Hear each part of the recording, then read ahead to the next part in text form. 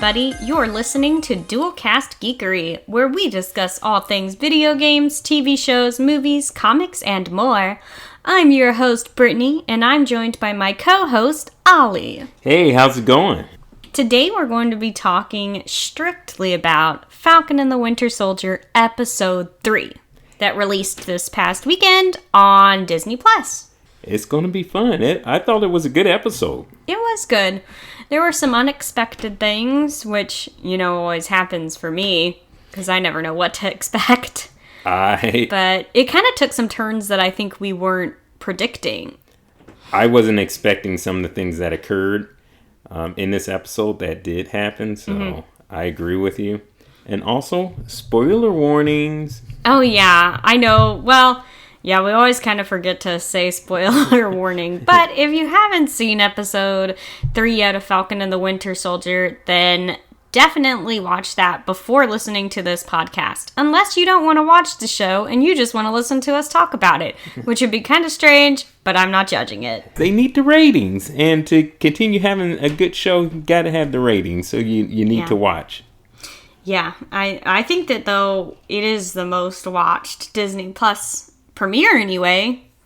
That's what I heard. Compared to Mandalorian and WandaVision, but that's only to be expected. And I'm sure Loki will be even more viewed than Falcon and the Winter Soldier because just more people, well, not only because of his fan base is like pretty crazy, but also just because the more people find out that the shows are reliable and really good, the more they're going to tune in for that first premiere. Yeah, and they're seeing the special effects are some of the best I've seen in a television series. Well, they're up to the same standards as the movies. Yeah, and that's crazy. I know. Every episode that we watch of Falcon and the Winter Soldier feels so much like we're just watching a Marvel movie. Yeah, or an espionage movie, pretty much.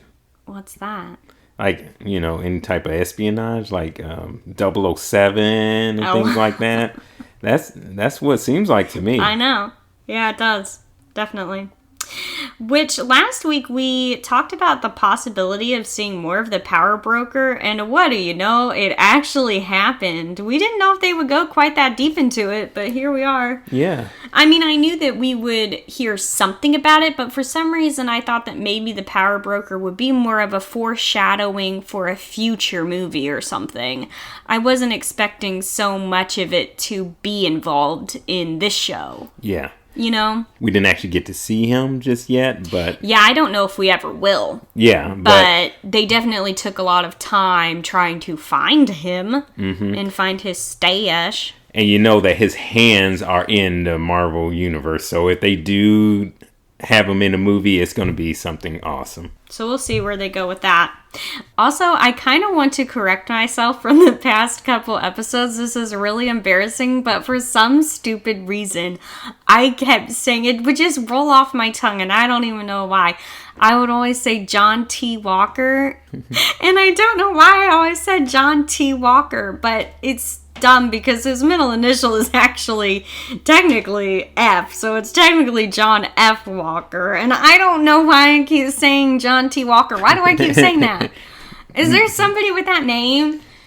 Booker T. Washington? I don't know. No, I hope. No way! That doesn't even sound remotely the same. But for some reason, whenever I was editing the other ones, I was like, why do I keep saying John T. Walker? And then I looked it up and I was like, his middle initial isn't even T. I don't even know where I got that. It's so stupid, but anyway. The T worked with it, It does! But I just go with John Walker. I'm going to try, but I make no promises that I won't keep saying T by accident. One thing I want to say that has nothing to really do with the episode, but with the actor. Like, why are people giving him hate? Like, Who? People are, like, sending him death threats. This actor playing John Walker, they sent him death threats. Oh, it's the same thing as that kid that played Joffrey on Game of Thrones. Yeah, but this guy, Joffrey in Game of Thrones was an evil bastard. This guy is just like, hey, I'm going to be Captain. He's not evil. He doesn't deserve death threats. He hasn't done anything evil. He's so come on. Off-putting at best. Yeah, he's like He's like, there's Captain America, then there's Goofy Captain America. He's just the goofy one. Oh, goofy, I would say off-putting. Off-putting, lame, like the Captain America that you just don't want to be. You know what I realized whenever I was looking up some things about this show? What? I realized that the guy that plays John F. Walker is Goldie Hawn and Kurt Russell's son. Oh! Wyatt Russell. Oh, wow. I didn't know that. Yeah. Okay. So, a lady that I know, I won't divulge who she is, but she told me that yesterday, whenever we were talking about Falcon and the Winter Soldier, and she said, I was just looking at him, and that's Goldie Hawn and Kurt Russell's son. And I was like, what? And then I looked it up, and he is. Who knew? I mean, I'm sure everybody knew but me and you. Okay, but, then yeah. I'm not going to hate on him as much because Kurt Russell, his father was in one of my favorite movies, Big Trouble in Little China, so okay. And he's the best Santa Claus, don't at me. Yeah, he is. He is. Seriously, he is. And Goldie Hawn is super cool too, so. Yeah.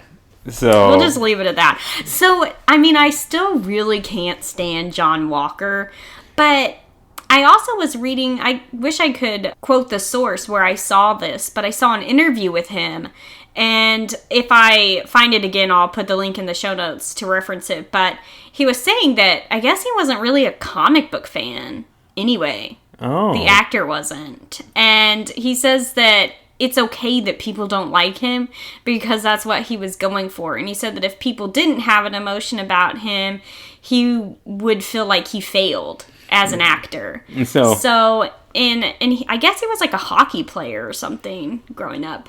He looks like one. Yeah. I don't. So, no, I can totally see it. So, like that's where he's coming from with it, that he wasn't really a Marvel. I guess he auditioned for the original Captain America too. But he said that they pretty much called every, walking human being in to read for Captain America's role. And he knew he wasn't going to get it, but he just did it anyway. And I guess even Sebastian Stan auditioned for Captain America. For Steve Rogers. Before, they found Chris Evans, who was the perfect fit. But well, something similar happened with Thor. Guess who else tried out for the Thor part? Loki. Loki, he actually went in to play Thor. No. Yeah. Oh my gosh. Well, and apparently even Channing Tatum auditioned for Cap. No thanks. It would have sexualized him too much. Not that, Chris Evans isn't, I'm not saying that, but I'm just saying that, it would have, been a Magic Mike Captain America. What are we supposed to, yeah, I know American flag thong on the captain? I know. And, he already was doing enough whenever he was holding that helicopter, and I heard the women in the movie theater, they're like, ooh. I was like, oh my goodness, I feel dirty in here. No, not as dirty as the time that I was a teenager and I went to go see Twilight New Moon. Don't hate me for that. And mind you, Jacob Black was a teenager. Even the actor was, young, right? Mm-hmm. All the, middle-aged women were screaming and hollering when he took his shirt off. And I was like, oh my gosh, he's a child.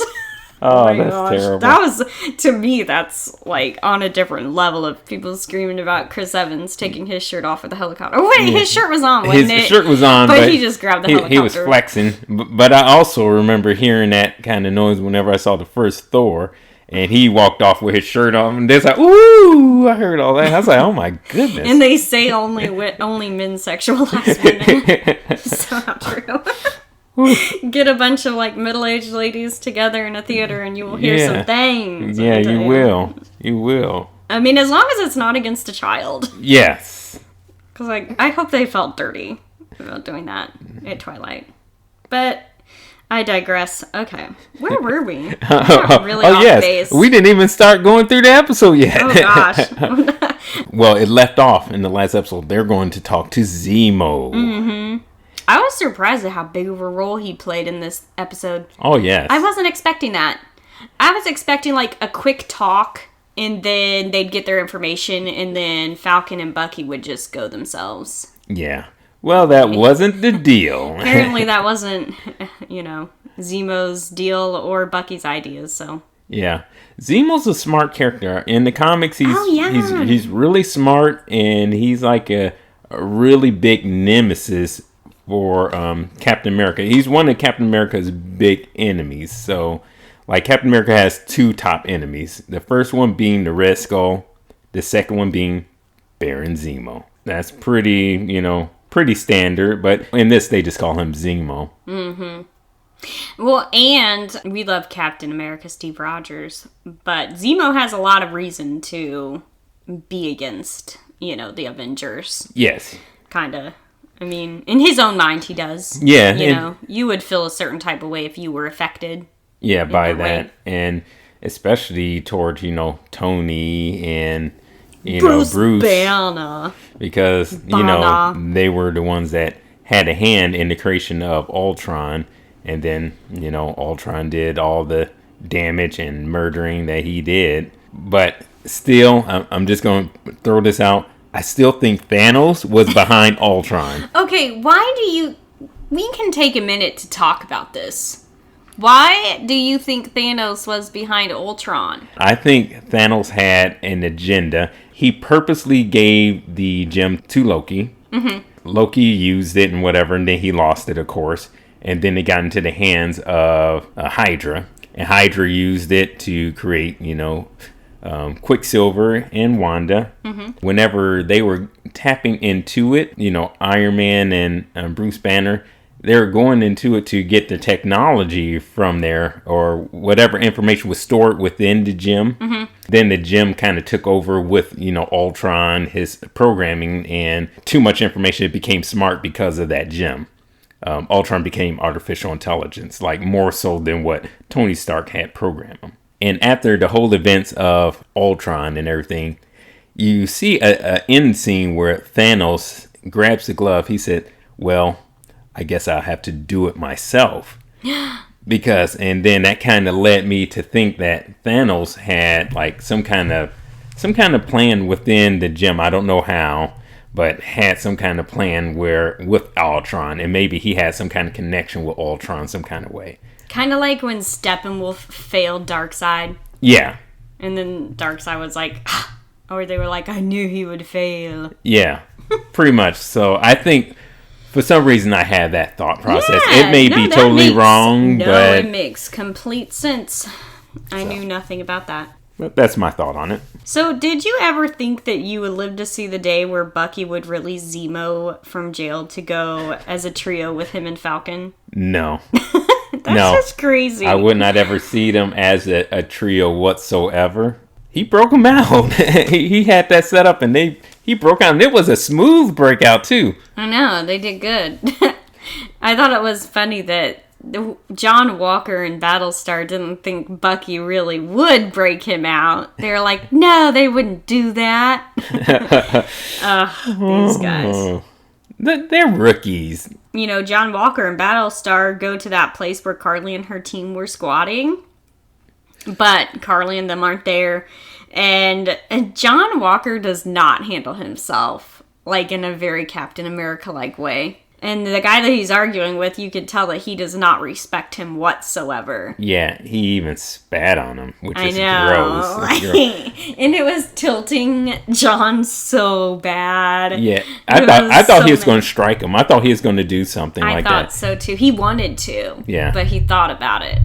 Now, see, I was thinking of whenever I was watching that scene, and after that scene was over, I was thinking, like, how would Captain America have handled that? Mm-hmm. I guarantee, for some reason, I feel that, like, Steve Rogers, Captain America, would have talked to that person, they would have been like, had so much more respect for him. I agree. Like, even though it's Captain America, he's an American scumbag, but, something about him just has like an aura, like a yellow aura that comes from behind Captain America, like, peace. Yeah, like, respect me and I respect you. Yeah. Yeah, and this guy wasn't having it, but I agree, because I thought the exact same thing. Like, Steve Rogers could have talked to him. Yeah. Mm-hmm. And then Falcon would have been better than Battlestar there with his retorts. I don't think Bucky would have gotten the guy to speak.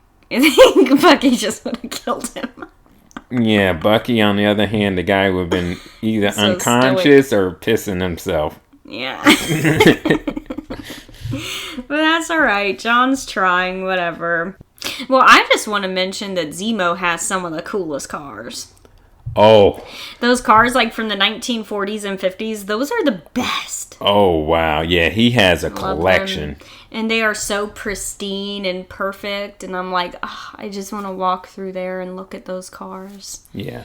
And then we find out through that scene that he's a baron. He was royalty.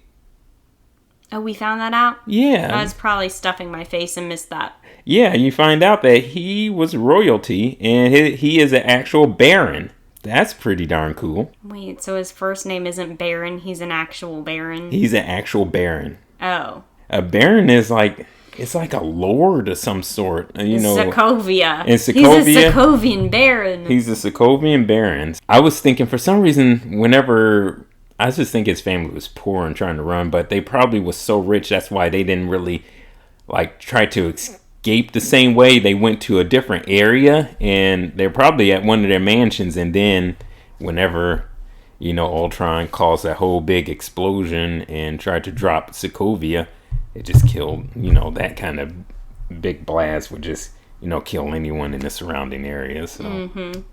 Well, a baron is a member of the lowest order of the British nobility.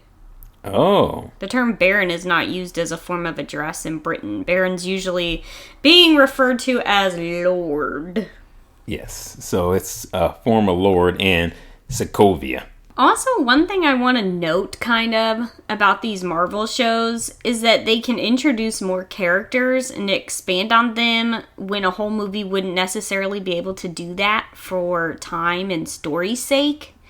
You know, like, they have more time to insert characters that might have kind of a smaller role, but they expand on them more. You know, like Zemo. Yes. For instance. Zemo, even though he was the main antagonist in the Civil War, you didn't really get much about him. You knew that his family was killed and that his main goal was to get revenge, but he wasn't that big of a presence, and now you're starting to see his presence and how he is. Yeah. So, and I'm liking the expansion of the character. Yeah. And WandaVision kind of did that some too. You know, like we got that with like Monica. I just think it's a really good way to introduce people and expand on them more. Yeah. So that we're not quite as lost when more movies come out. You know? Yes. I don't know. I just like that. Yeah, I think that's pretty cool. It's a smart way. Yeah, and they have more hours to play with within the shows. Yeah. Than they do with movies. So we get to Madripoor, which Madripoor is fictional to the Marvel Universe, and it's set in Southeast Asia. I do remember a lot about Madripoor from, like, Wolverine. Yeah, whenever I was reading up on Madripoor, it said that it's primarily used for the X-Men characters, apparently. Yeah, it's like the low-down dirty place full of, you know, criminals. Yeah, but it looked so cool to me. Yeah. Like, that city looked really awesome. I really enjoyed the vibes of that bar that they went to, even though it was, like, so sleazy. Yeah. And, you know, you could tell a lot of scummy stuff was going on there. But it just looked really cool with the lights, and the people were so diverse. Yeah, they had a very diverse group of people, so it's like Madripoor is a place where all criminal activity likes to go. Yeah, and it's just a melting pot of people, it seems. Yeah. I don't know. I didn't realize that it was so criminal. Is it really? Yeah. I mean, that place is so huge. There's got to be like... Well, there's probably like normies running around, but I think like it has a big like criminal Gotham? base. No. Yeah, it's like Gotham, but I think it's more lawless than Gotham is. You know, the police are real dirty and are scared to do anything, and and then there's in comics there are a lot of mutants and people with powers that are kind of bad in that area. I guess I should read more into it because it was pretty interesting. Normally I don't care a whole lot about locations too much, but they really did make that place look pretty interesting for some reason to me.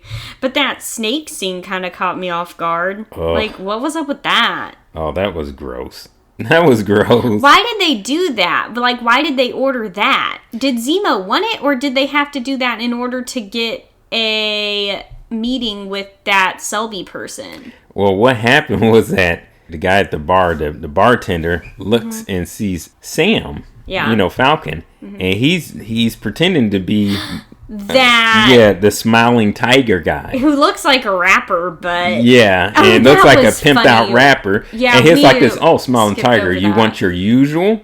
And he's like, oh, you're right. And he did that look like, oh no. He's like, yeah. So then his usual was that weird snake thing that he put in a drink, and he's supposed to drink it, and he's like. Everybody there's looking like, oh damn, I'm glad I'm not smiling tiger. That was pretty funny seeing Sam like that. It was just totally off of his normal attire, No, he doesn't dress like that at all. He's like, what is this? He's a military man. He doesn't wear that kind of stuff. He's not exactly a nightclubber, I guess. No, not at all. Yeah, that was funny. But it did catch me off guard. Like, that was gross. I'm like, ooh, nasty.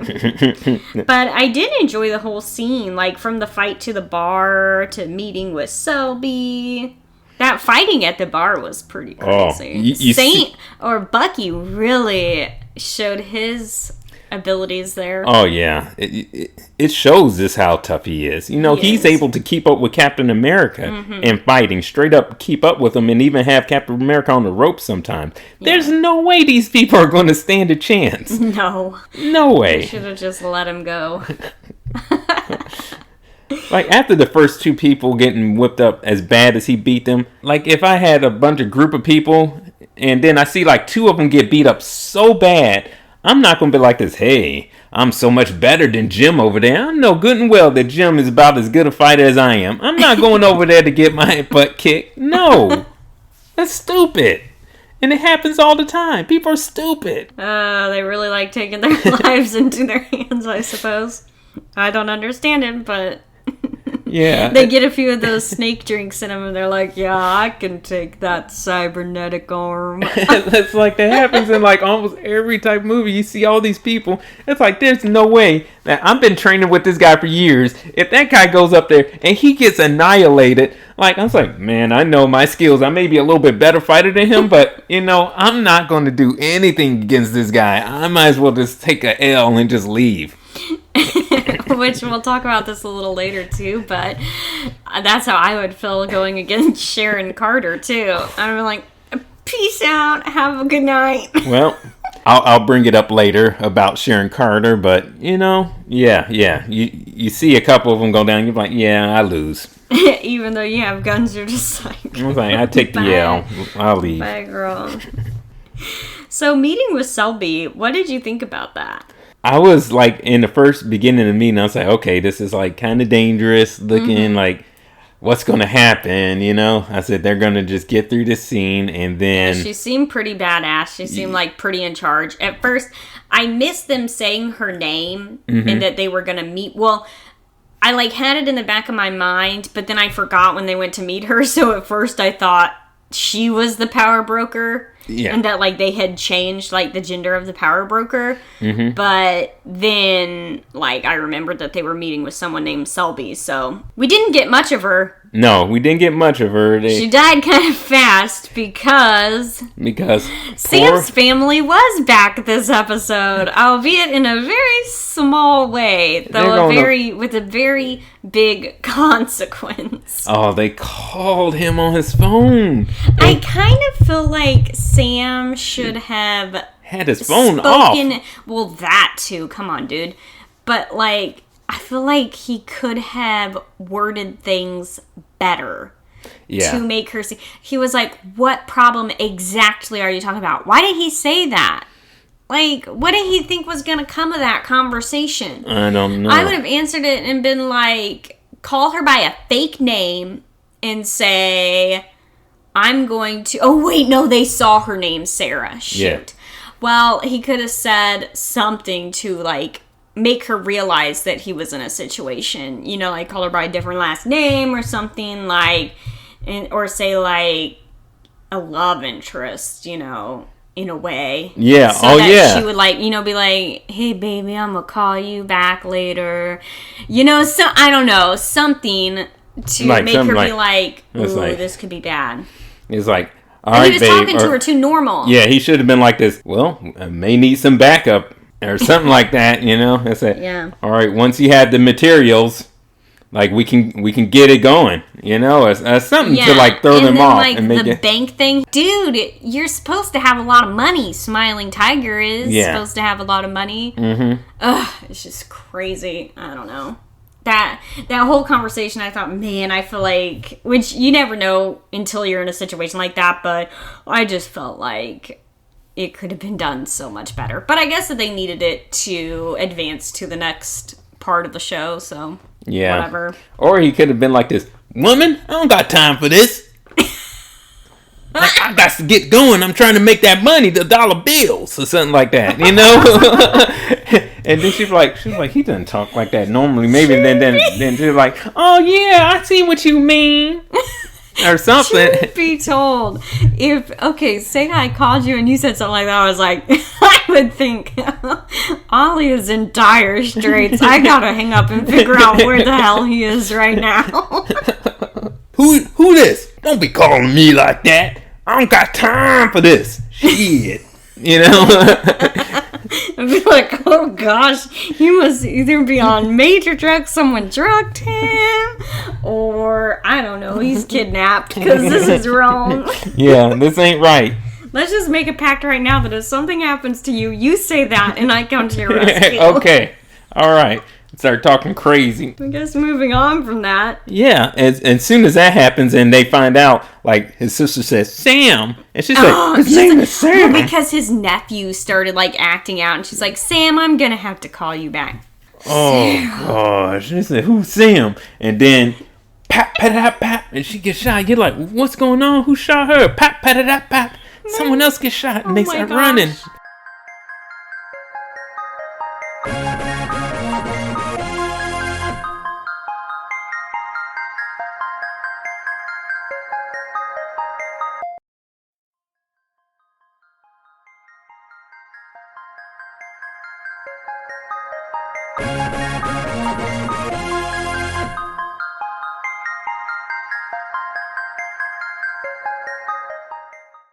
So after that whole shootout situation, someone else shows up, maybe a little like too coincidentally. I don't know. How did you feel about Sharon Carter just popping up out of nowhere? It did feel like coincident, but also whenever they explained her story, she probably, as soon as they came in, she probably knew stuff was going on and probably was keeping her eyes open, especially hearing that Zemo escapes. So, you know, that's a big thing. Like every underground person knew about this. Yeah. There may have been enough time between, possibly I could see it stretched this far, between the fight at the bar, people would have been talking about that. Bucky annihilating those guys at the bar. Yeah. And if she lived not far away, I could totally see that, I guess. Yeah. But being so connected to, like, she seemed like she's connected to the underground. Of course, she has to be if she's going to know what's going on, so. Like, I knew that she was going to show up at some point because of the trailers. I saw her, but I just wasn't quite expecting it in this way, but I'm also, like, not really complaining. Yeah. Because I'm just glad that she's there. Yeah, she's a good character, and she's always been, you know, one of those like characters within the last two Captain America movies, you know, Winter Soldier and in Civil War. You know, she had scenes in there, important scenes. Well, plus she's Peggy's niece, right? Yes. And we do like Peggy Carter. Yeah, Peggy Carter. Well, I like Peggy Carter. Yeah. Do you like Peggy Carter? I think Peggy Carter was cool.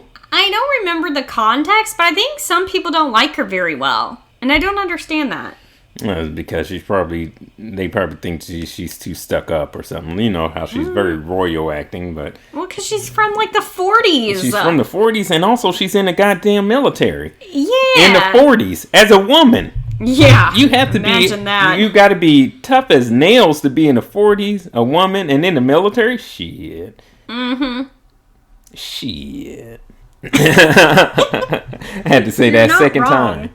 Yeah, I really liked Sharon Carter's apartment, too. Like, heck, if that's how apartments look in Madripoor, I'll take it. Oh, yeah. To the max, I'd take that kind of apartment. And, of course, Sharon starts helping out the miscreants, the 3 miscreants.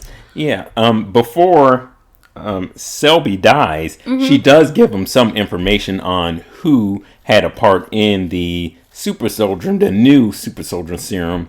And she mentions a scientist by the name of, last name Nagel, so I think it's Dr. Nagel. I don't know the first name. So then that's when, after meeting Sharon, that their target is to locate this Dr. Nagel.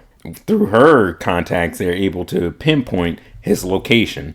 So, of course, they go to that. It looks like the place that they went to, what would you call that place? It's like where they have all those like storage area with like those truck, like what do you call those truck bins? I don't know what they're called. I don't really know.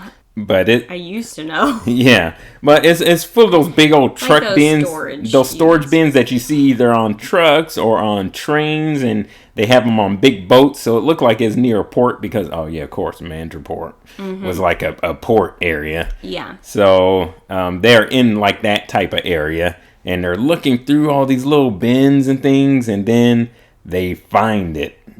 Hidden away in one of those storage units. They go into it, and it's like a whole big science lab up in there. Yeah, that was crazy. Yeah, that's pretty cool. Really good cover. Yeah, very good. Very good to have a lab set up in an area like that and hidden like that. And they find that doctor and rough him up a little bit. Yeah. Not that he doesn't deserve it, but... Yeah. And he explains, like, during Civil War... You know, Zemo went in and he killed those super soldiers. And so the super soldier serum was lost. Right. But Nagel was able to get some of that information and he built upon it. And he pretty much created the new super soldier serum and was going to finish it and with the government. But then the blip happened. Yeah. And then he is unable to finish it. And then 5 years later, like things turned away from making like super soldiers. And, you know, they're trying to find... what they mentioned in WandaVision, you know, they're trying to find synthetic weapons, you know, like weapons like, you know, Vision himself and things like that. They're moving into more alien technology instead of, let's get some superhuman soldiers for war. Yeah. It's like there needs something more. If they're gonna... That was so 2011. Yeah. We're in 2020 now, and we need androids. Yeah, androids, and we need wizards. And aliens. And aliens. Yeah, no, I totally get that. That actually kind of makes sense, you know, that they're moving away from that. Yeah. And so, you know, they do a lot of talking to that doctor, roughing him up, and Sharon tries to tell her trio that they've got company. People are coming around, gonna fight them, protect the lab, and all that. But... they barely even get down there because she just completely wards them off. Oh, yeah. She is taking them out. She would have warded them off if that guy didn't have a rocket launcher. Yes. She was whipping some tail. And you know what? I don't... she is trained. You know, she can do that because, you know, at one point in the comics, she's known as a very... good fighter. She takes over the mantle of Black Widow for a little bit. Well, I was gonna say she has a lot of the same fight styles as Natasha. Yeah. So that makes sense. Yeah. She's a real good fighter. And we also seen that she's a pretty good fighter whenever she stood up against, you know, Bucky in that one scene right after he got mind wiped and he was going through. First you see Black Widow trying her hand at it, and she was like putting a beating on him. Then he slammed her to the side, and then Carter comes and she's like pat pat pat pat pat, and she's doing her thing, and you know he slams her to the side because he's crazy, man, and the only one who could, you know, stand up is someone else with like really super soldier like abilities, which was Black Panther. He's not a super soldier, he's the Black Panther. He is king of Wakanda. He's king of Wakanda. He took the heart-shaped herb. He's hardcore. Which they're hardcore too, but you know, he just has abilities. Yeah, completely separate. Yes. Situation. So, but then, you know, Sharon can't stop the guy with the rocket launcher, and he explodes the entire lab Bucky, Sam, and Zemo were all out of there before that happened. Yes. And they had already killed the Doctor. Yes. Well, Zemo did. The others were pretty shocked about it. Yeah, the others, like, had their guns to him, and then Zemo was, acting a little sly, looking around, and he found, like, a gun underneath one of the tables, and then he just blasted him because the Doctor knew too much about super soldiers, and Zemo does not want super soldiers. Yeah. He wants them all dead. He cut the problem off at the root. Yep. Unfortunately. But even if he hadn't done that, they probably would have left the Doctor there as they escaped. Yeah. Because they probably didn't think that his own people would kill him, but they bombed the whole thing. Yeah, they bombed the whole thing. So. Well, rocket launchered it. Which is really dumb. Now, does that mean that all of the serum is done for? Because that lab... Well, we don't know if there's more of it hidden somewhere else, but all of that doctor's work was in there. All that doctor's work was in there, and is gone. Yeah, it got destroyed. They were very stupid with that. And I know the doctor said that all the samples that he had created, he made 20 of them, were all stolen by that girl. True. So all he really had there were his products. His notes and things that he could have, made them again, more, yeah. But it would have, he looks like he was working on it, and then it would have took time, and Zemo put a stop to that. Yeah. So I don't know if Karli has used all the doses, or... If there's still more, I'm not sure about that. If there's still one, and then they can replicate it. Who's to say, because it's a Marvel. But one thing that I thought was funny, and I wanted to point on this, that the Dr. Nagel said that he created it where, you can take the super soldier serum, and the effects, no one would know that you've taken it, and you'll just be, have the strength and everything like that. And he's like, it's the perfect one. I was like, fool, that ain't perfect. I want to take the super soldier serum and get Captain America-like body, you stupid fool. I don't want to keep my same body, you moron. Well, how could you if you were that strong? I know. Because you'd be, like, walking and burning calories more. Yeah. Like, you would be lifting and, like, your body would totally shape up. That's silly. Yeah, he was talking about that's the way that he created. I said, fool, you dumb. It's just, like, anytime it makes no sense scientifically if you're a speedster and you're not, like, pretty skinny and burning calories all the time. Yes. Because it's just one example, but even with, say, the Flash, like in Justice League, he's always eating. Yeah. And you would. Like, that's something that people don't always talk about, but you would, because imagine, if you even run for, like, 30 minutes a day, you're starving, Yeah. So, there's no way. Swimmers, how many swimmers, calories? Like, whenever it is, like, swimming season and I swim, I'm so much hungrier. Just think of all the characters that like have to run and jump. Spider-Man, for instance, there is no way he is not like burning so many calories, jumping around like a. I mean, if Michael Phelps burns 10,000 calories or eats 10,000 calories a day from swimming, and he looks like that. So they have to be doing stuff because these superheroes they're hours doing that superhero stuff. They're just not there for. And they never show them eating. No, they hardly ever. They're like, oh yeah, we're not going to stop to eat. We're not going to stop to sleep. We're not going to stop to drink. We're just super powered, never needing anything. Yeah. That's crazy. Yeah, it's crazy. It is. But I guess they think it doesn't really further the show in the movie, so whatever. In the comics too, they barely show them eating either. So Karli's scenes, we don't get as much with the Flag Smashers in Karli Morgenthau, but we do get a couple of scenes that furthered them quite a bit. Yeah. Like, is that her mom that passed away? I'm thinking it is her mom. If they said it, I missed it. Or someone related to her. I didn't. Someone important. Yeah. To her passes away. And then we see them like looking at this, look like a security place or something that we find out later that they have food and I thought it was kind of military-ish. Yeah, like a military. Or like bunker-ish. I don't know. It had like a bunker like with food and stuff and like supplies. And they had uniforms on. Yes. The people that they had tied up. But they had, at least as they said, 6 months worth of supplies. And the Flag Smashers just stole it, like out from under them and tied them all up. Yeah, and then they were about to leave. And then when, they get into the car, you hear an explosion. You're like, what is going on? And the guy, he looks at her and she's like, well, we have to send a message.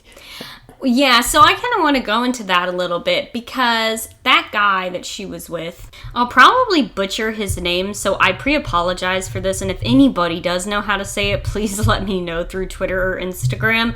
But Karli Morgenthau's friend Dovish, I think is how you say that. He has like the long black hair. He's the guy that we're talking about that has kind of been her right-hand man this whole episode. Mm-hmm. And we get that scene wherever the person closest to her passes away, but she's outside talking to him. And when he's talking to her, he seems to kind of have some hope for their future to be normal because he says, like, oh, maybe you actually will get a chance to be a teacher. Mm-hmm. And she kind of looks at him like, And then from the next scene, she blows up those people. Yeah. And she hadn't told anybody that she was going to do that. And you can see in his face that he's shocked by it and not really happy with it, but he doesn't say anything. But you can see that he's kind of like... disappointed. Yeah, like, ooh, I didn't think you'd do that. Mm-hmm. Like, this has nothing to do with what we're doing here. And she does say we need to send a message and all that. But you can tell he's not on board with that. I feel like he's on board with their plans and what they're doing, what she's told them they're going to do. But I don't think he's on board with taking it that far because he still wants a future outside of what they're doing. And he's not on board with taking lives. He's like, there were people in there, and that's what he said. And yeah, so it's not in his heart like it's in her heart. Mm-hmm. And you never know. Maybe he'll end up getting more of a conscience by the end, and he'll be somehow helpful in apprehending her. Whether, like, he goes out of his way to help the others catch Karli, or whether he does something that gives away their location, or, just does something to stop her from doing what she's doing. But usually, or maybe he dies. Yeah, that's what I was about to say. Usually he's going to try to, like, step in and say, hey, you're going too far, and then, get killed. Well, then that would just make her horrible. Yeah, it would. Evil. And I think that may be the direction they're going with. I don't know. But I don't want him to die. Yeah. But it happens, I know. He's got it wrong. That's not the response you're supposed to say. It happens. People gets killed. It happens. No, that's terrible. I'm sorry. Oh my gosh. That's like the person outside of our apartment the other day that was trying to change a tire. These two guys are trying to change a tire. The SUV fell on one of the guy's arms. I kid you not. I heard the worst screaming ever, and I looked outside, and the SUV fell on this guy's arm, and he's like screaming and rolling around on the ground and holding his arm, and the other guy with him looks at him, and I hear him say, "Oh, quit overreacting. You'll be fine." And the guy's like wailing, and his arm is like bent. In the wrong place. In the wrong place.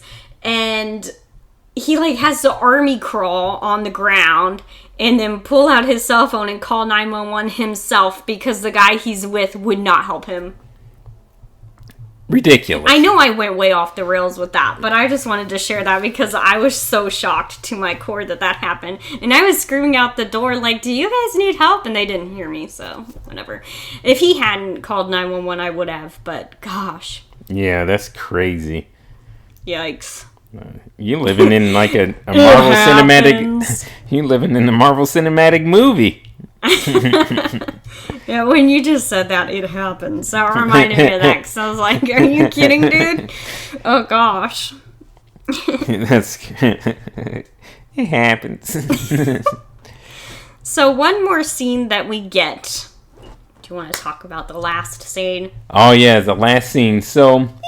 I had no idea what those little like, round things marbles were Yeah. that Bucky kept seeing. Yeah, how did he even see that? Well, I shouldn't say that, because, like, I have pretty crazy eyesight, too, and notice everything. So I guess he does, too, huh? So he sees something, and then he tells, Zemo and Sam to go on. He's like, I'll catch up with you. I don't know about you, but... I need to go for a walk. I'm like... Would you...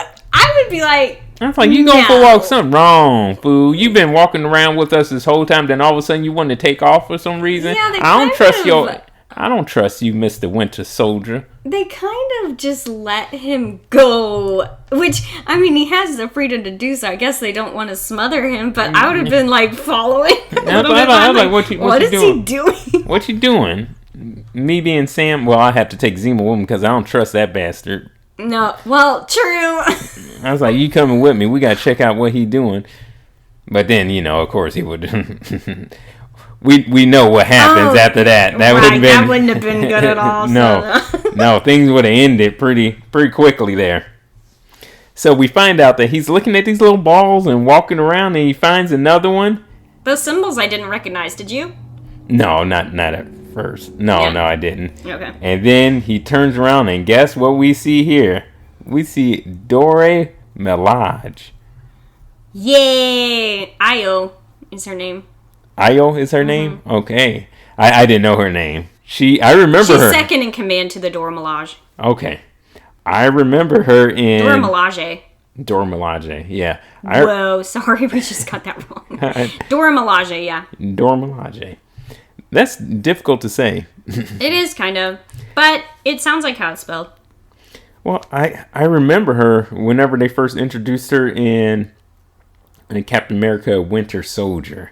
Mm-hmm. And she like steps in front of like Black Widow, and they have like this standoff. And I was like, this woman look like she tough. Fight!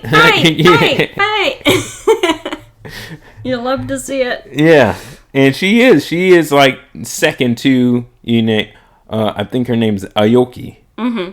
Second to her, and we know how tough Aoki is. She is she's hardcore. Oh fierce. yeah, they're all hardcore. So, she's trying her best to blend in with her outfit. She looks great. There's no way she could blend in with the way that she looks. She's just like, she sticks out. I don't care in any crowd. She looks like such a warrior. Yeah, she looks like she's ready to fight somebody. In any crowd, she would stick out. It don't matter race or anything. You can just pinpoint, okay, she looks like she's going to kill somebody. Don't mess with her. So, yeah. So, what do you think she's doing there? I know what she's doing there. What's she doing there? She is going after... I know too. But... Yeah, she's going after Zemo. Because Zemo killed the king of Wakanda. Okay? He bombed... Not T'Challa, but T'Challa's father. T'Chaka. T'Chaka? No, not T'Chaka. T'Chaka! I said it wrong. It's King T'Chaka. Okay, I'm sorry about that. He's chonkers? I know he's a little chonkers at his older age. He didn't have the Black Panther body anymore. Hey, I bet Wakanda has amazing food, and I'd be chonkers there too. Okay, I'd be queen to chonkers. So yeah, because of that, they're after him. You know what they did when they were chasing after what's his name? Bilbo Baggins? Yeah, Bilbo Baggins. We're calling him Bilbo Baggins right now. I know him as. We're calling him Bilbo Baggins for now because I can't remember his name from the Black Panther movie, and he is also in Age of Ultron. Mm-hmm. But yeah, I can't remember his name right now, but I will at some point. Too, because he's Bilbo, always will be. Just like the other guy was Smeagol, so... Yeah, they had Smeagol and Bilbo Baggins. Yeah. Well, it was actually Smeagol is the one I'm talking about. Smeagol. He's the bad guy that I'm referring to. They chased the bad guy. Oh, well, they chased Bilbo Baggins, too, but they kept him around. Yeah, Bilbo Baggins became their friend because they knew. But it's the other guy that they were chasing. Yeah, so you're talking about Smeagol. Smeagol, yeah. Smeagol was a bad guy. He's the one that, stole all the vibranium. Mm-hmm. that Ultron bought from him. He like bought all that vibranium. Then Ultron got upset at him and chopped off his arm. Oh gosh. And that's why he had that cool, like, robotic arm that was shooting lasers in the Black Panther movie. There's so much about Age of Ultron that I don't remember that I think we really need to rewatch it. A lot happened in Age of Ultron that actually, I know people say that they don't like that Avengers movie. They like it the least, but that was too many things were going on at once and it was hard to follow. The only thing I remember about Age of Ultron... And I didn't even know, in my brain, I don't even remember that it's Age of Ultron until you always tell me that it is. But it's the scene where Captain America and Iron Man are chopping wood. Yes. That's the only scene I remember in that entire film. That was a good scene. That's one of my favorite scenes. I mean, it was like a simple scene where he's chopping wood. And, of course, when Natasha is talking to Bruce... And, like, aren't they talking about kids or something? Yes. Because I remember that. Like, I remember the whole RV situation. Like, you remember the whole scene where there's at Hawkeye's house. Yes, that's all I remember. Yes, Hawkeye's house is what I remember. And, like, his family. And that's it. Why? I don't know. Is it the only thing my brain holds on to? That's so crazy. It's the introduction of two of one important character. I'm kind of wondering, I think I was probably eating Mexican food whenever I was watching it.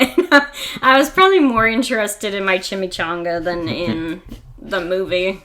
Well, I was just trying to get the backlog watched before Endgame came out. Yeah, two important Avengers, came in that movie. Vision and Scarlet Witch. Wanda. And there was a third one, but he died. His name was Quicksilver. I'm sorry, that's terrible. Well, now we have Ralph Boner to replace him. Well, he wasn't too quick to dodge a bullet, which is ridiculous, okay? I'm not going to go on a rant about that, but he should have been able to dodge those bullets. He's Quicksilver. Goodbye. I can agree with that. So, more people are coming together for this show than I originally thought. Yeah. Like, they're showing more people. I like it. Yeah, it's really... they're really integrating, like, all parts of Marvel Universe into it. Mm-hmm. I do. I enjoy it. And it makes me excited for Loki to see what they're going to do there because it's going to have a different feel than... Well, Wanda and Falcon and the Winter Soldier are quite separate. Mm-hmm. But Falcon and the Winter Soldier feels very much like a Captain America movie. Yes. Or an Avengers movie. Yes. So I'm looking forward to see what they do with Loki. And the thing about the Loki show that... It looks like there's going to be a lot of time travel, a lot of space stuff. See, I haven't seen any trailers. Oh, okay. So I'm not going to say any more. I might watch them closer to the time that the show comes out here. Mm-hmm. But do you know when its release date is?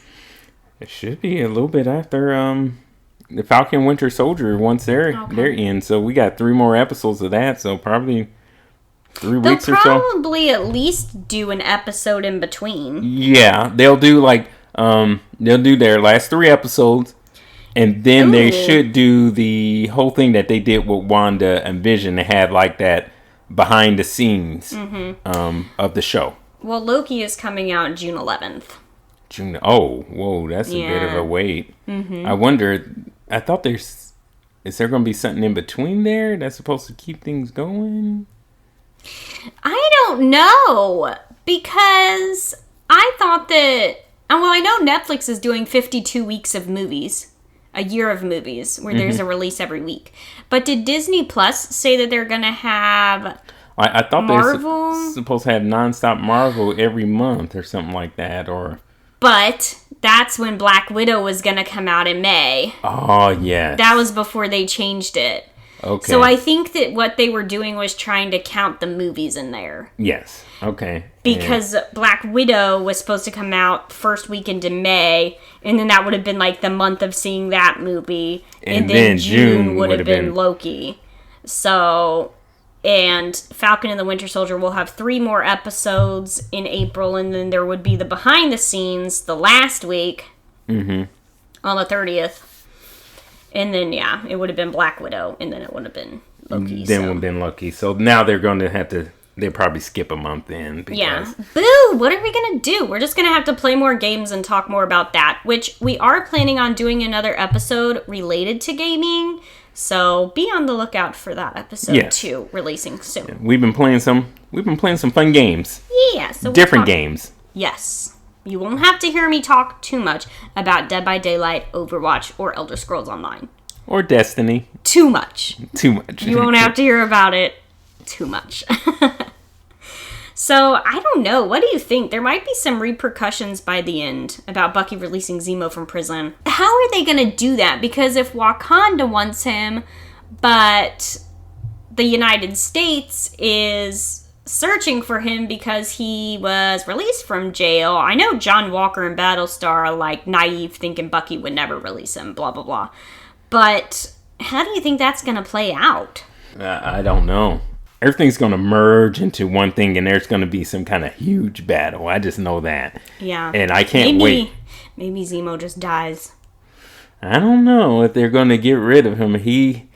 One thing that I should have mentioned that I didn't, whenever he is in one of his vehicles, he pulled out a purple mask with lines. Mm-hmm. And that's his classic Baron Zemo mask that he wears. Like when he becomes a villain? When he's like the super villain Baron Zemo. And like when I saw that mask, it like sent like chills down my back because I knew who it was. It's kind of like whenever you see a super villain and you know that this person is going to be a super villain. Mm-hmm. You know, kind of like whenever you notice the Green Goblin and you see a glider and you're like, oh, that's the Green Goblin. Yeah. Foreshadowing for sure. Yes. So it's hard to say where that's going to go. It's going to be fun. I'm excited about the next few episodes of this show. Me too. And as always, we'll be covering them. But I think that about does it for this episode. Yes. We are going to take out, but if you guys have any questions, any thoughts or topics that you would like us to discuss, you can always email us at dualcastpod@gmail.com. That's dualcastpod@gmail.com. Or you can find us on Instagram and Twitter, also at dualcastpod. That's dualcastpod. And we will see you guys next time. Yeah, see you next time. Falcon Winter Soldier, whoop whoop.